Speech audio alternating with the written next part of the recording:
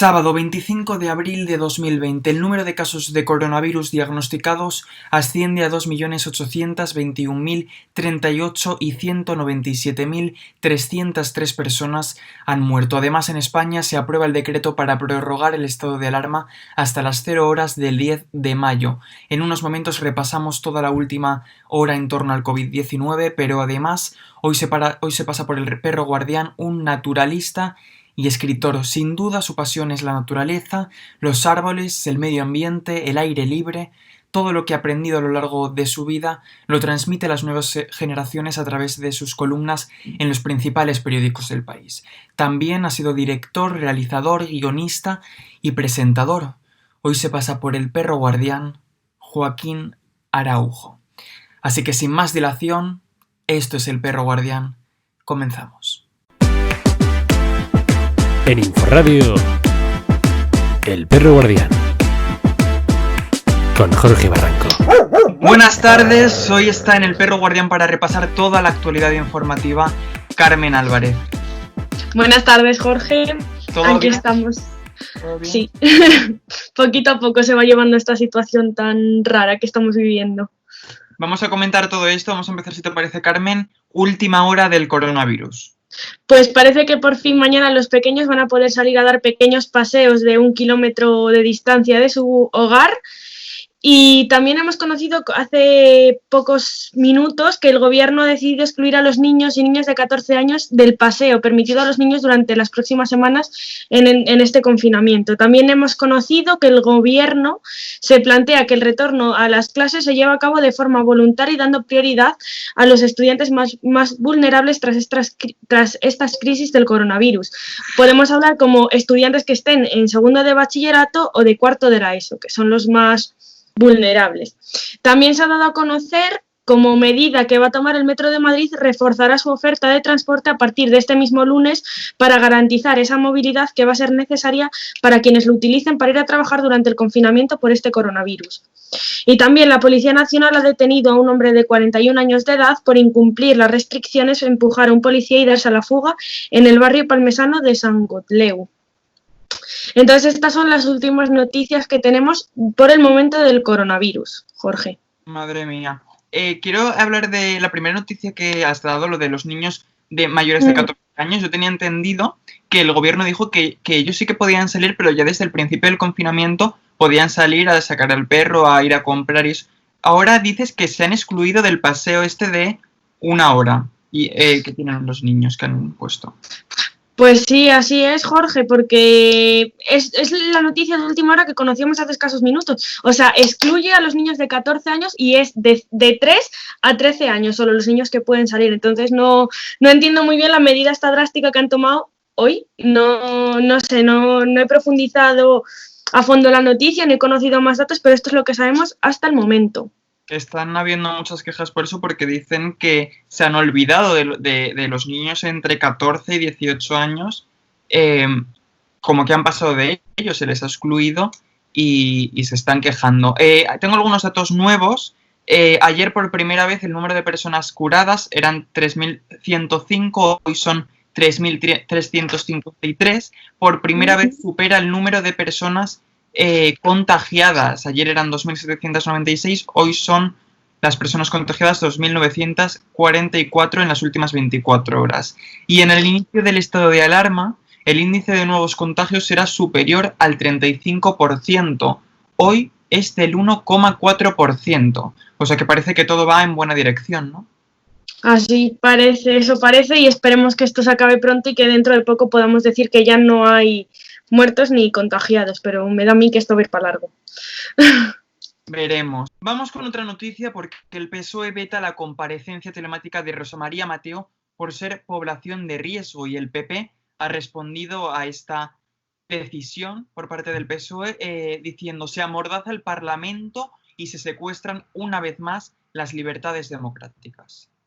Pues así es, Jorge. La mesa de la Comisión Mixta del Control Parlamentario de Radio y Televisión Española ha decidido aplazar por la crisis sanitaria las comparecencias parlamentarias de las administradoras únicas de Radio y Televisión Española. Una de ellas es Rosa María Mateo, que se tomó una decisión que se ha adoptado gracias a la mayoría del PSOE y con los votos en contra del PP.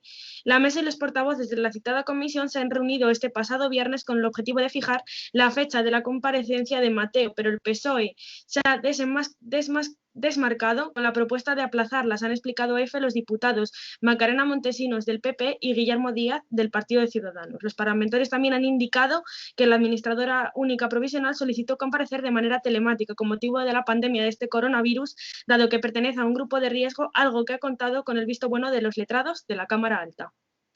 Pero es que, Carmen, se trata de una comparecencia telemática desde tu casa, y no puedo hacerlo por ser población de riesgo.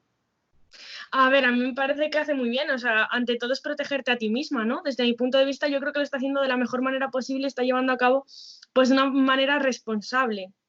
No sé, sabemos que en el gobierno actualmente está contagiado pues Fernando Simón, varias personas que estaban en el jefe, es que ahora mismo no recuerdo los nombres del policía que lleva todo esto de la crisis del coronavirus, no sé si sabes a quién me refiero. Cuando comparecen en la Moncloa ha habido varios contagios, entonces yo creo que por su parte es como se protege a ella sabiendo que es una persona de riesgo. Mi pregunta es, ¿qué riesgo tiene una persona que está en su casa y va a hacer una comparecencia como nosotros estamos haciendo por videollamada o de forma telemática? O sea, ninguno. A mí no me parece que tenga ningún riesgo. Ah, vale, no te había entendido, perdón. A ella se le ha vetado de hacer comparecencias telemáticas para preguntar al PSOE por ser población de riesgo, por tener, creo que son 70 y pico años, o 72 años o algo así.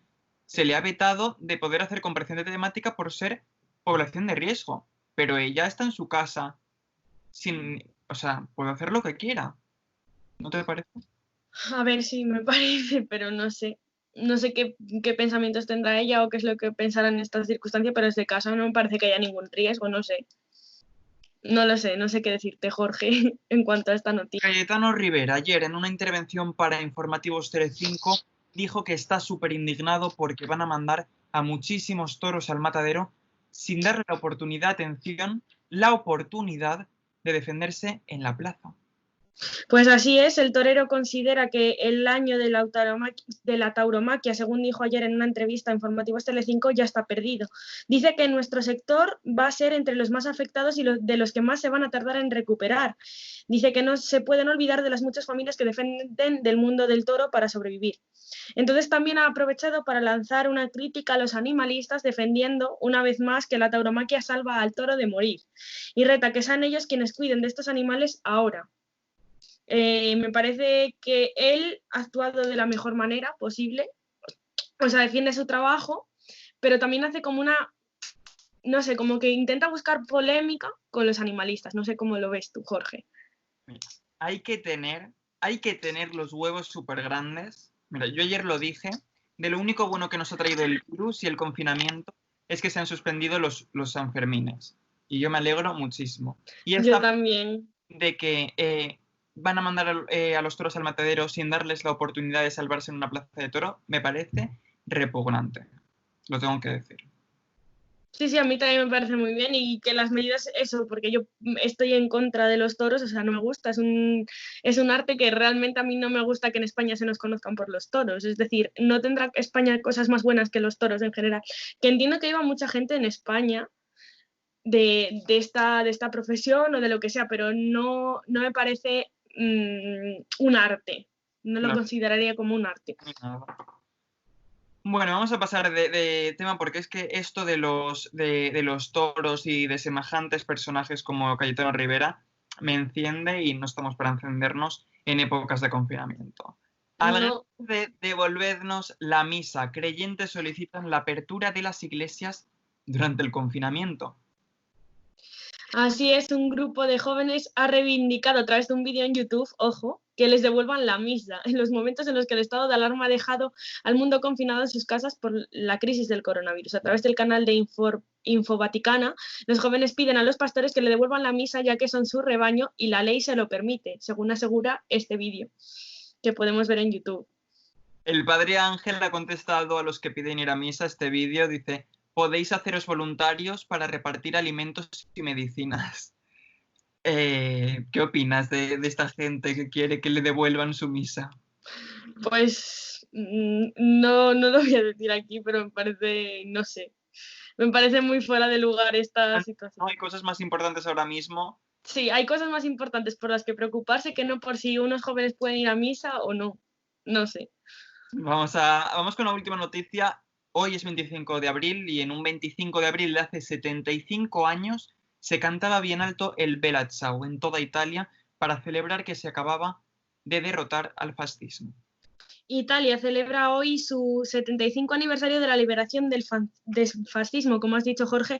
La canción se ha convertido en un símbolo del que a menudo se desconoce verdaderamente su significado.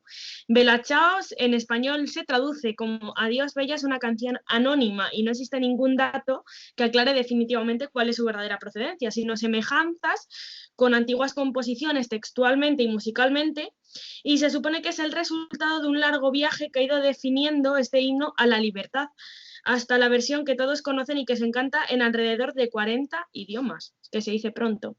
En Italia no resuena solo en las manifestaciones de las sardinas, el heterogéneo grupo que hasta hace unos meses protestaba en las plazas de todo el país, también lo hace cada 25 de abril, el día que celebra la liberación del fascismo que se produjo en el año 1945 y que este año no se está celebrando porque nos ha pillado en pleno confinamiento. Hay que aclarar para algunas personitas que el Bella Ciao no es una canción de una serie de televisión de Netflix, de La Casa de Papel. No, de La Casa de Papel, que todo el mundo piensa que es de La Casa de Papel o que es la banda sonora. Yo he escuchado, he leído frases en Twitter y todo y he dicho no. Hay que aclararlo porque hay alguna gente que no lo sabe, pues aquí estamos el perro guardián para aclarárselo. Carmen Álvarez, muchas gracias por estar hoy con nosotros. Gracias a ti, Jorge. Un placer. Actualidad y espero verte pronto. Muchas gracias. Nos vemos. Chao. El perro guardián. Hoy se pasa por el perro guardián un naturalista y escritor. Sin duda su pasión es la naturaleza, los árboles, el medio ambiente, el aire libre.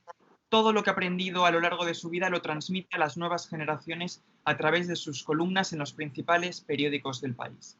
Además ha sido director, realizador, guionista y presentador. Buenas tardes, Joaquín Araujo. Hola, buenas tardes. ¿Cómo está pasando esta cuarentena, este confinamiento? Pues un tanto avergonzado, porque estoy en mi hogar, me sorprendió esta catástrofe en donde normalmente vivo, paso el 60% de mi tiempo en las comarcas de las Villuercas, en Extremadura, vivo dentro de un bosque, mi primer vecino está a 16 kilómetros. Por supuesto, no padezco la clausura y el confinamiento famoso. Hago lo que he hecho durante los últimos 40 años, voy a donde quiero, estoy en plena ejecución de la apuesta de mi huerta, pastoreo mis cabras, salgo a pasear por donde quiero, porque, entre otras cosas, el gran privilegio que yo disfruto en este lugar que me habita, más que habitarlo yo, me habita él a mí, es que mire donde mire, no veo huellas humanas, no veo otras casas, no veo carreteras, no veo tendidos eléctricos y no veo ningún poder. Por aquí no pasa ni la guardería, ni la Guardia Civil, ni nadie de nadie. Por eso digo que me siento un tanto avergonzado porque padezco enormemente el que tantas y tantas personas estén limitadas a unos pocos metros cuadrados. Joaquín, si tuvieras que presentarte, que explicar al mundo quién eres, ¿cómo lo harías? Pues fundamentalmente partiendo de lo que acabas de escuchar, de lo que supongo que también otras personas están pudiendo oír, alguien que convirtió su pasión en un estilo de vida y la extraordinaria suerte de, vaya usted a saber qué procedencia, pues me permitió vivir mis sueños, me permitió vivir mi proyecto desde muy temprana edad. Yo siempre quise ser campesino, siempre quise ser escritor. Las otras profesiones que me acompañan, que son un buen número, pues han venido un poco de la mano de las dos primeras. En cualquier caso, me han dejado escribir y me han publicado muchos libros. Llevo 42 años trabajando con mis manos en el campo y consiguiendo un alto grado de autosuficiencia. Y luego, como me parece fenomenal el comunicar, pues he tenido la suerte de hacer prensa, radio, televisión, sobre todo radio, porque llevo ni más ni menos que 44 temporadas como colaborador de Radio Televisión Española. Joaquín vive en un lugar muy aislado, en una finca cerca de Navatrasierra, de la comarca de Las Villuercas en Cáceres. Allí se trasladó con 21 años. ¿Qué te enamoró de esas tierras que te hizo quedarte para siempre? Pues esencialmente la propuesta de la belleza. Yo tenía esa edad, estaba haciendo el servicio militar y de pronto me encontré con una comarca que, para empezar, en aquel entonces no tenía ni una sola carretera asfaltada. Es decir, que era ya de entrada, era un poco salir del mundo en que yo era crítico ya de forma muy intensa. Me parecía insoportable vivir amontonados, vivir con ruido, vivir con codicia, vivir con todo lo que supone una civilización que traiciona buena parte de sus planteamientos de partida. Y fue tal el enamoramiento, literalmente un flechazo a primera vista, que ya el primer día que yo conocí las Villuercas conseguí tener una casa. En menos de 24 horas yo ya era una especie de residente, porque ya tenía un sitio donde refugiarme, y luego incluso pues decidí ligar todo mi destino a esta comarca, porque es bastante sorprendente y es hasta un poco duro, pero uno de los primeros pensamientos que yo tuve al contemplar esta comarca es que ya conocía el lugar donde me iban a enterrar y tenía 21 años. Bastante extraño y bastante provocativo, ¿no? El que me diera un flechazo y diciendo, ya sé, este es mi lugar, aquí quiero pasar la mayor parte de mi vida y la inmensa mayor parte de lo que no es vida, es decir, una eternidad o dos. He leído que ha recibido en su casa más de 3.000 personas que pueden confirmar lo que significa atalantar. Me gustaría saber qué quiere decir esa palabra. Pues sí, he recibido, es un privilegio, no es una ambición, es una más de las facetas de la fortuna, porque lo que la naturaleza te enseña es a no reservarte el derecho de admisión.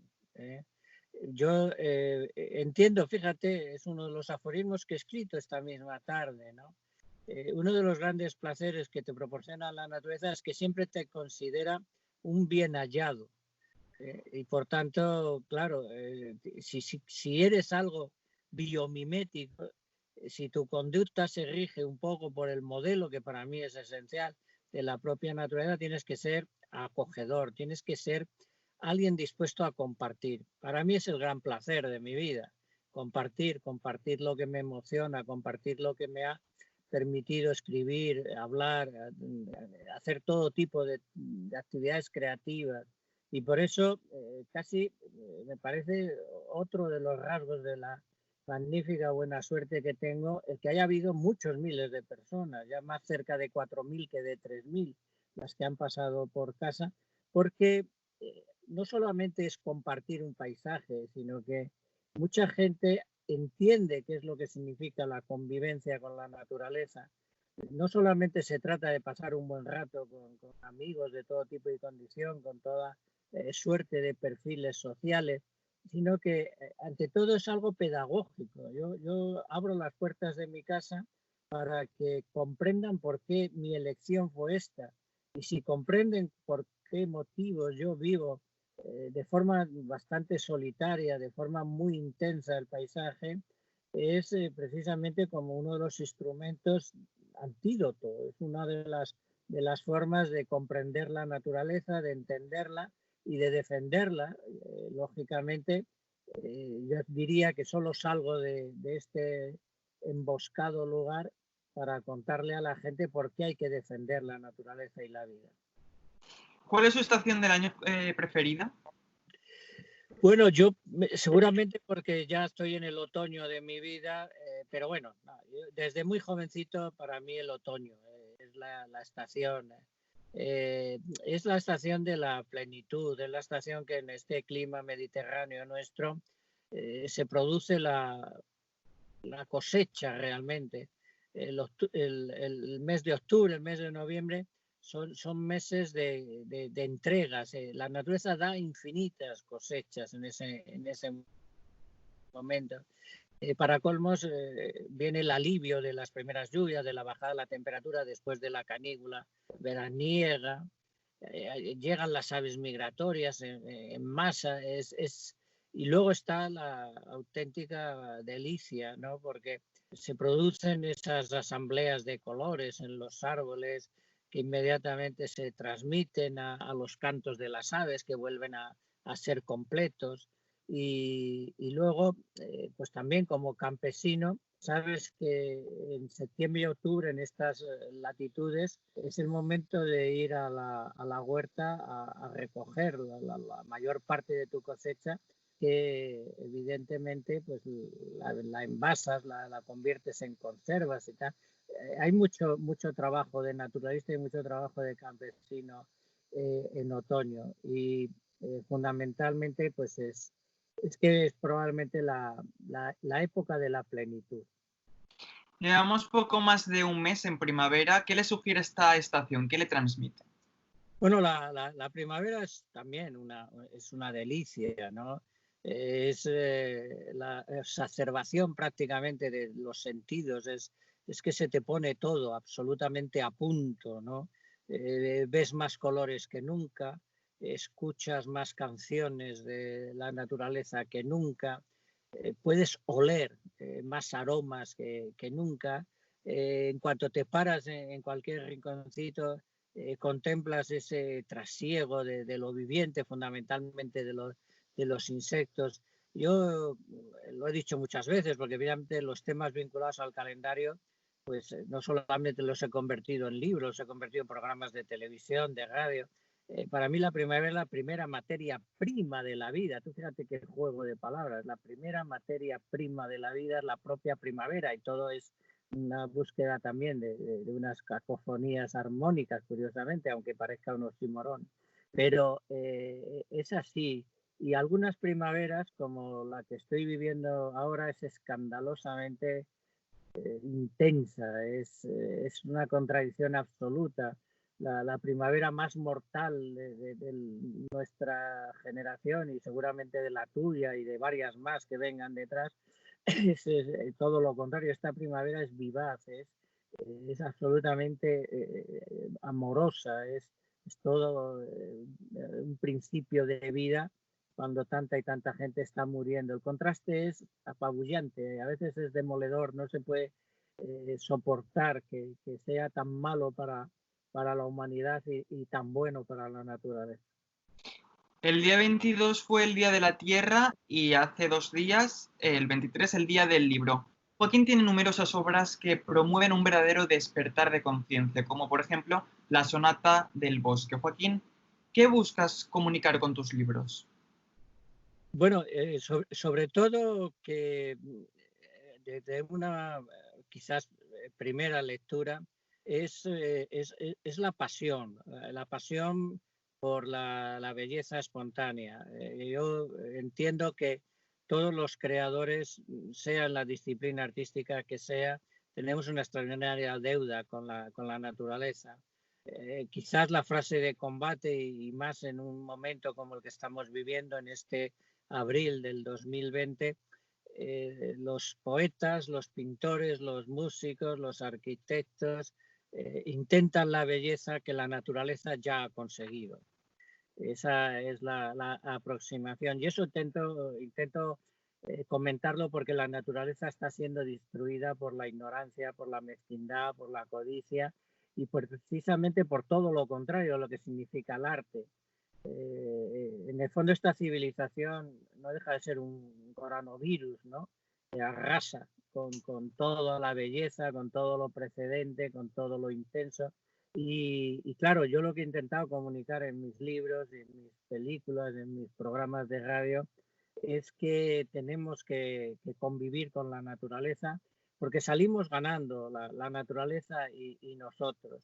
Lo que pasa es que yo le meto una carga, creo que es fundamentalmente poética, porque entiendo que la poesía es el verdadero lenguaje de la naturaleza, que para expresar la belleza hay que intentarla. Ya sabemos que la naturaleza la ha conseguido, nosotros la intentamos y yo lo intento cada vez que abro la boca. Fíjense si es tan radical su pasión por la naturaleza y los libros, que ha puesto la biblioteca en su jardín, ¿no es así? Sí, es un extraordinario privilegio. Hay una famosa frase de Cicerón que mantiene que para ser feliz hay que tener el jardín y la biblioteca, literalmente uno dentro del otro, el otro dentro del uno. Bueno, generalmente tiene que ser una biblioteca dentro de un jardín, ¿no? Y es lo que a mí me ha pasado. Para empezar, yo vivo en un bosque, literalmente me rodean miles de hectáreas de jardín vivo, silvestre y libre, como son las comunidades arbustivas y arbóreas del mundo mediterráneo. Pero luego, la inmediación de mi propia casa he convertido lo que fue antiguamente un corral de cabras, lo he convertido en un jardín. Y lo que era la tiná, que es como se dice aquí en Extremadura, la casita de las cabras, la he convertido en mi propio despacho, en mi propia biblioteca. Entonces, por ejemplo, para que os hagáis una idea, desde la mesa en la que escribo no solo veo 300 kilómetros cuadrados de paisaje, sin ninguna señal humana a la vista, sin ningún poder a la vista, sino que cuando miro hacia la derecha o abro la puerta de mi biblioteca estoy dentro de un jardín.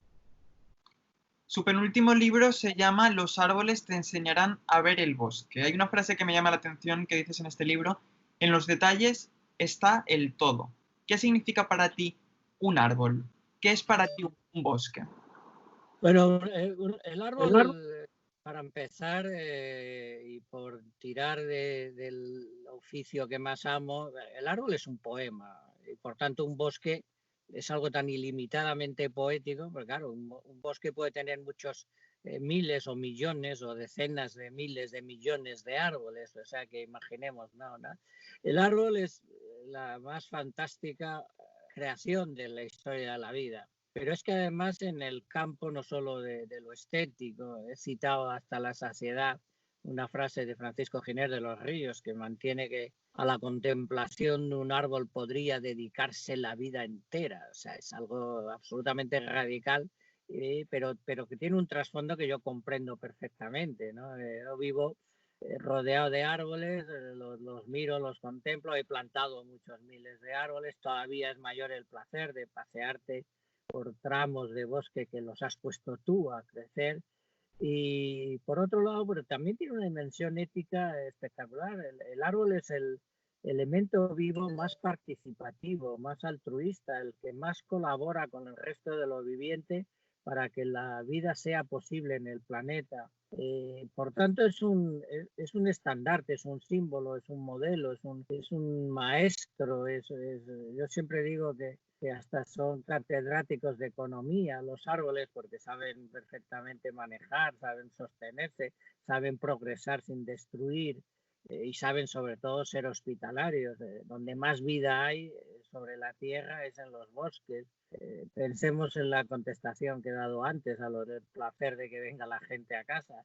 El árbol es la hospitalidad por antonomasia, ¿no? Entonces, es así y probablemente es tan atractivo en el fondo, incluso en el inconsciente de la gente, que tiene un poder extraordinario de afiliación. El árbol mueve muchas voluntades, hay muchos miles de iniciativas de defensa de los bosques, de los árboles, de plantaciones, y con el cambio climático encima de nuestras cabezas como una espada de Damocles, pues el árbol sería el escudo principal. Es decir, es difícil encontrar algo más completo, más complejo y más necesario que un árbol. Esta cuarentena estará leyendo más que nunca, ¿verdad? Sí, soy no sé cómo llamarle, soy un apasionado lector, leo desde los 13 años y en estos días prácticamente leo un libro diario. Es decir, que realmente no entiendo la vida sin contemplar, no entiendo la vida sin cultivar y no entiendo la vida sin leer, ¿no? Tengo la suerte de que en un lugar en el que estoy fundamentalmente solo, pues para mí lo normal es empezar la jornada leyendo 2 o 3 horas seguidas, todos los días. ¿Qué libros nos recomienda? Bueno, ahí, claro, en fin, soy tan apasionado que me encantaría tener ahora 5 horas para recomendar 1 millar de libros, ¿no? Pero bueno, yo leo poesía todos los días, absolutamente todos los días. Y en este ámbito, pues casi diría que es muy recomendable leer poesía española. Yo creo que tenemos la mejor colección de poetas de la historia de la literatura universal en España, ¿no? Y no digamos desde el 98 acá, porque es que además las 4 generaciones literarias, incluyendo el presente más radical, es que tenemos magníficos poetas, tanto hombres como mujeres, y casi diría que cualquiera, ¿no? Pero tengo debilidades por Jorge Guillén, el cántico de Jorge Guillén, me parece una de las cumbres de la expresión de lo que la naturaleza inspira, pero desde convencionales posiciones del poeta más conocido en lengua española, Federico García Lorca, y mucha gente no sabe que Federico García Lorca era un poeta de la cultura rural y de la naturaleza, esencialmente muy por encima de las cuestiones que todo el mundo tiene en la cabeza, de si era un poeta de los gitanos, era un poeta más o menos progresista y tal igual. Era un poeta que cantaba a la cultura rural y a la naturaleza, ¿no? Juan Ramón Jiménez es otro escandaloso, magnífico poeta de las cosas del campo, ¿no? Antonio Muñoz Rojas, que es una persona que apenas es conocida, que es uno de los grandes escritores de nuestra literatura y un hombre que escribía sobre precisamente uno de sus mejores libros son Las cosas del campo, ¿no? Alguien que vivía pues de forma casi diría que muy parecida a la mía, porque era alguien que estaba todo el día en contacto con las labores del campo, incluso con los acontecimientos. En la tradición naturalística, pues fíjate, cómo no. Yo siempre digo que quien no haya leído a Antonio Machado, pues fíjate, cuando yo estaba estudiando en primero de carrera, sobre todo yo hice filosofía y letras, decíamos una cosa muy entrañable, decíamos que quien no leía a Antonio Machado no podía ir al cielo, ¿no? O sea que pues hay que leer a Antonio Machado, que es otro descomunal poeta de la naturaleza y de las cosas también del mundo rural. Hay que leer a Walt Whitman, hay que leer Hojas de hierba, uno de los mayores cantos a la relación hombre-naturaleza, en fin. Así hasta tantas y tantas y demás, ¿no? Pero hay que leer a los románticos alemanes, hay que leer a Goethe, hay que leer a Hölderlin, en fin, hay que leer a Schiller. Podrías tirar 5 horas recomendando. Sí, porque a mí es auténtica pasión, ¿no? Como decía, esta semana hemos celebrado el Día de la Tierra desde casa. Joaquín es campesino, agricultor, ganadero y selvicultor ecológico. Joaquín, ¿cuál es su poema favorito que haya escrito? Bueno, pues tiene mucho que ver con mi elección de convertirme en un emboscado y de trabajar con mis manos la tierra. Cuando yo sea parte indistinguible de esa tierra será por una elección que reflejé hace ya muchos años con también una precocidad absoluta, porque no deja de ser un poema a mi muerte. Yo he decidido, y en mi testamento está, que se me entierre precisamente ya junto a mis padres, bajo un roble de mi propio ámbito vital. Y el poema se llama Elijo elegir. Viene a simplificar en alguna forma el hecho de que confío en convertirme precisamente en un melojo, en un árbol, ¿no? Y viene a decir esto: elijo elegir. Y elijo la condición del árbol, porque come luz. Qué delicia desayunar transparencia, almorzar lucidez y cenar ocasos anaranjados, y con ello construir el verdor, la sombra, y esa rara nube que es la copa de los árboles, donde se esconde el canto de los pájaros. Ahora no puedo, pero en cuanto lo deje, veré lo que he elegido. Qué bonito. Me gusta mucho. Quería comentar con Joaquín un tema sobre este confinamiento. Hay mucha gente que se queja o se quejaba al principio de que nos tengamos que quedar en casa y que cada vez se prorrogue más. Pero es que la realidad es que somos unos privilegiados porque quiere decir que tenemos una casa donde quedarnos. Hay mucha gente que no tiene una vivienda digna. Igual pasa con el acceso al agua, que está siendo fundamental para superar esta pandemia, para lavarse las manos, para la higiene, y sigue siendo algo inaccesible para una gran parte de la población mundial. Sí, sí. Esta situación lleva a muchísimas reflexiones que afortunadamente, precisamente hay mucha gente que está teniendo tiempo para pensar en lo que está pasando y en percatarse, ¿no?, de lo que está sucediendo también fuera de nuestros restringidos ámbitos, ¿no? No es mi caso, ya lo hemos comentado, pero sin duda, ¿no?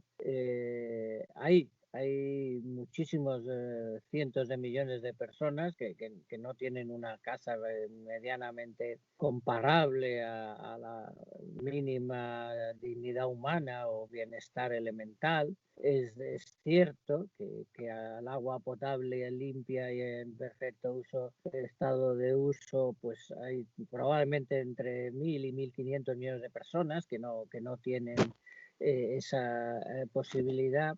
Y también hay que pensar que en estos momentos hay demasiadas personas que están incrementando el número de hambrientos en el mundo.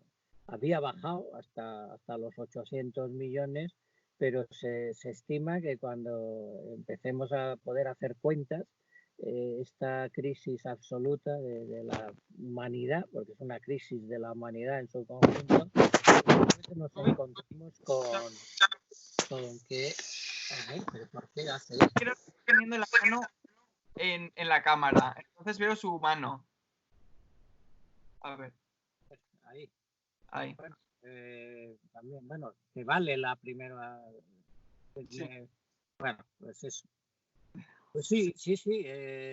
También es cierto que nada tiene que ver un claustramiento de este tipo con lo que está pasando en África, en la India, de todo, y en parte de Sudamérica, ¿no? Que realmente pensemos que cerca de la mitad de la economía de los sudamericanos es del día a día, es del trapicheo. El día que no puedes salir a trabajar, pues literalmente no tienes para comer.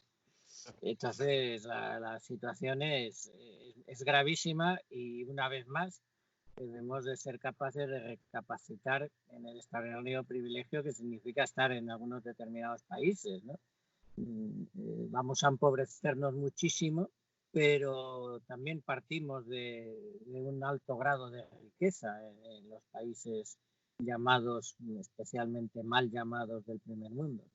Se está hablando mucho últimamente del cambio climático y de la importancia de cuidar la tierra. En los últimos tiempos se ha hecho muy conocida Greta Thunberg. ¿Qué opina acerca de esta activista medioambiental sueca y el impacto que ha tenido en todo el mundo?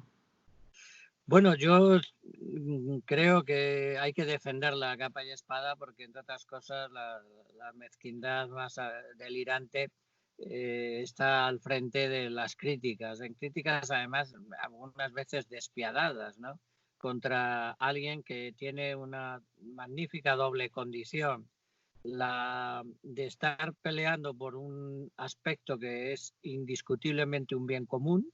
No está defendiendo intereses particulares ni de tipo político ni de tipo económico. Está defendiendo la salud del planeta, que por cierto, ahora más que nunca con la pandemia tenemos que identificar como nuestra propia salud. No hay dos tipos de salud en el mundo, hay un solo tipo de salud si nosotros tenemos buena salud, salud mental, la que necesitamos nosotros para no enfermar al mundo. Si el mundo enferma, nos enfermamos nosotros. Por tanto, a mí me parece limpia, honesta, alegre, transparente y además sincera. Para mí es una de las mejores noticias. Yo llevo militando en el ecologismo activo desde hace 51 años. Pues creo que de lo mejor que nos ha pasado en este medio siglo largo es Greta Thunberg. ¿Cree que tenemos tiempo para frenar el cambio climático o es algo irreversible? Tenemos muy poco tiempo, pero poquísimo. Es más, si queremos ser coherentes con la oportunidad que nos está brindando una desgracia descomunal como es esta pandemia, podríamos empezar a tener algo más de tiempo. Tendríamos que ser capaces, y aunque ahora mismo todo está diluido por la tragedia encadenada que supone el parón en todo el más amplio sentido del término, podríamos, a lo mejor, para mí los mejores analistas dan 10 años. Yo soy un poquito más pesimista, considero que solo tenemos 5 años para cambiar radicalmente el modelo energético y buena parte del modelo de producción y de consumo. Pero a lo mejor la pausa, este frenazo en seco de la actividad económica, de transporte en nuestra sociedad, perdón, podría darnos esa oportunidad. ¿Cuál diría que ha sido el mayor error en la historia del ser humano? Para mí es un tropiezo intelectual de lo que hablo y es la forma en que defino el día en que una forma curiosamente liderada por grandes mentes de pensadores, filósofos y demás, se creó una separación. Se decidió que el ser humano y su cultura no tenían origen, no tenían antecesores, no tenían asistente. Se decidió que la naturaleza estaba ahí solamente para literalmente apropiarnos, hacer con ella lo que nos diera la gana, ¿no? Ese momento de literalmente separarse en el fondo fue un parricidio, intelectualmente hablando. O sea, el decidir que podíamos matar al resto de lo viviente para encontrar un beneficio propio. Ese es el momento más dramático. ¿Cuál cree que sería la manera, volviendo al cambio climático, y la naturaleza, cuál cree que sería la manera de solucionar este grave problema que estamos viviendo? Bueno, habría que ser muy radicales. Fíjate que cuando se ha puesto en peligro la salud de las personas, pues se ha decretado una forma absolutamente increíble. Nadie pensaba que íbamos a poner a 4.000 millones de personas prácticamente vamos, casi encarceladas, ¿no? Porque es así. Bueno, pues la situación del cambio climático, yo lo he dicho muchas veces, ha salido en medios de comunicación de todo tipo. Fíjate la cantidad de veces que se ha hablado de términos bélicos, esto es una guerra, estamos en una economía guerra. Yo siempre propuse, sobre todo a lo largo de los 2 últimos años, que había que enfrentarse como se enfrentaba uno a las grandes crisis, a las grandes catástrofes y desastres. Pues así hay que hacer con el cambio climático. Es decir, si ahora hemos armado la Marimorena, pues habría que, curiosamente, enlazar con otro absoluto, increíble vuelta de parámetros, una vuelta de tuerca absoluta para cambiar fundamentalmente el modelo energético. Eso en primerísimo lugar, ¿no? Pues a base de medidas tan radicales como las que estamos viviendo. Oiga, mire usted, a partir de ahora, pues no se puede estar gastando toda esa energía de origen fósil y pasar directamente a las renovables en un periodo de tiempo. Por cierto, cuando veamos las cuentas de todos los sistemas de auxilio económico, veremos que esa revolución en el campo del modelo energético hubiera sido infinitamente más barata de lo que nos va a costar esta crisis sanitaria, ¿no? Joaquín, ¿cómo cree que va a ser el día después del confinamiento? ¿Ha supuesto un cambio radical en la mentalidad de la sociedad? Sí, tiene que ser. El único problema es lo tremendamente olvidadiza, ¿no? Que es la condición humana, ¿no? Pero está fuera de toda duda de que nada va a seguir siendo igual que antes y lo importante es aprovechar para hacer cosas nuevas y no salir corriendo en busca de la repetición de las equivocaciones. Pues hasta aquí la entrevista, Joaquín, ¿cómo se lo ha pasado en el Perro Guardián? No, fantástico. Torpe con las tecnologías, pero Lo entendemos. muy bien, un placer, de verdad. Gracias por estar, ha sido un placer tenerte en este programa y nada, estás invitado cuando quieras volver. Gracias a vosotros. Y ya sabéis, que la vida os atalante. El Perro Guardián.